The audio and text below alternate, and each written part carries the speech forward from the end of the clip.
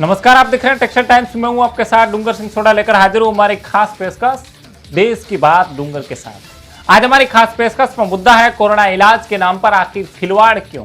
जी हां, corona virus का आतंक और खौफ तो जारी है, लेकिन संक्रमित मरीज को कई स्तरों पर विरोधाभास अंतविरोध झेलने पड़ रहे हैं।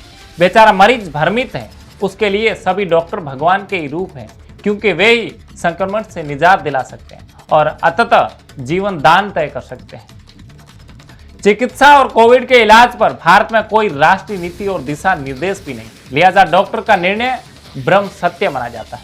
राजधानी दिल्ली में देश के सबसे बड़े चिकित्सा संस्थान एम्स के निदेशक डॉक्टर रणदीप गुलेरिया ने टीवी चैनलों पर बार बार दोहराया है कि कोविड के मरीज को सीटी स्कैन कराना जरूरी नहीं। एक बार का स्कैन 300-400 चेस्ट एक्सरे के समान, लिहाजा विविकरण यानी रेडिएशन की कल्पना ही की जा सकती है। ये विविकरण अंततः मानवीय अंगों की क्षति पहुंचाता है। कोविड काल में ये चलन बढ़ता जा रहा है कि मरीज खुद की सीटी स्कैन कराने चले जाते हैं। यदि रोग बढ़ने पर अस्पताल जाना पड़ता है तो वहां के डॉक्टर 2-3 दिन पहले की सीटी स्कैन को खारिज कर देते हैं और मरीजों को नया सीटी स्कैन कराने का आग्रह करते हैं, यानी दुगना विविकरण और घातक प्रभाव। इसके पीछे कारोबारी दृष्टि भी है, क्योंकि एक बार का सीटी स्कैन 6,000 से 8,000 रुपये में किया जाता है। जब बुखार न होते हैं, ऑक्सीजन का स्तर 94 से अधिक होने, कोई खांसी अथवा सांस की समस्या न होने के बावजूद भी उसे रेमडेसिविर 100 mg के 5 इंजेक्शन दिए गए और सीरीज के जरिए कई बार स्टेरॉयड दिया गया। ये दोनों दवाएं कोविड के लिए जीवन रक्षक या रामबाण नहीं है। ये विश्व स्वास्थ्य संगठन के साथ साथ विश्व के प्रख्यात चिकित्सक और वैज्ञानिक भी शोधात्मक तौर पर स्थापित कर चुके हैं। भारत में फिर भी डॉक्टर इन दवाओं को लिख रहे हैं और जमकर कालाबाजारी भी की जा रही है। हम कोरोना के इलाज के अंतविरोधों पर तब विश्लेषण कर रहे हैं जब हम खुद झेल चुके हैं।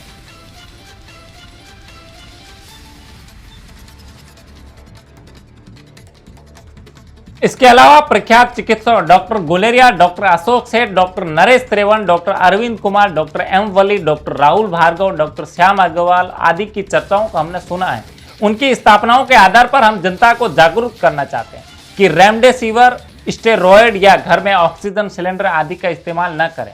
हर स्थिति में डॉक्टर की सलाह लें, बेशक उन पर भी विरोधाभास हो। गौरतलब है कि प्लाज्मा थेरेपी के लिए मारामारी जारी है।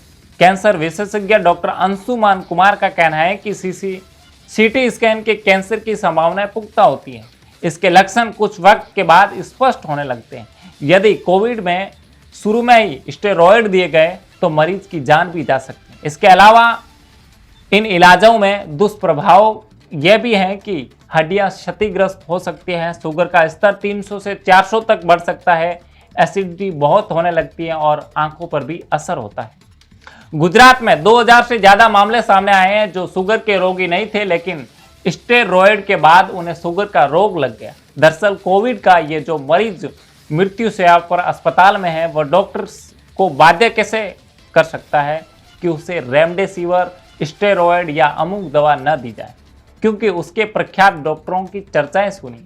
ये विडंबना है कि हम ब्रह्मजाल भी हैं, क्योंकि ऐसी दवाओं के इस्तेमाल के बावजूद मरीज ठीक भी हो रहे हैं। अस्पतालों में डॉक्टर मरीज के परिजनों से आग्रह कर रहे हैं कि वे रेमडेसिविर और स्टेरॉयड या ऑक्सीजन सिलेंडर का बंदोबस्त कर लें, उसी के बाद इलाज शुरू किया जा सकेगा। ये कैसी व्यवस्था है हमारे देश की। चिकित्सकों के बीच इलाज के ये अंतविरोध भी क्यों है। प्लाज्मा की कोई प्रामाणिकता नहीं है। हमने ऐसे कई मामलों में मरीजों की मौतों की खबर सुनी है। इस विश्लेषण में हमारा कोई दावा नहीं है, क्योंकि हम चिकित्सक नहीं हैं, लेकिन उनके मुताबिक जो भी यथार्थ है उसे सार्वजनिक कर रहे हैं ताकि मरीज गुमराह ना हो। विदेशों से भी रेमडेसिविर की खेप आ रही है, आखिर क्यों। या तो प्रमुख डॉक्टरों की चर्चाओं पर पाबंदी लगाए सरकार, या फिर उनकी स्थापनाओं और मरीज को गंभीरता से लिया जाए। कोरोना के मरीजों के साथ खिलवाड़ की इजाजत कैसे दी जा रही है। आज की खास रिपोर्ट में इतना ही। आप देखते रहिए टेक्सटाइल टाइम्स। नमस्कार।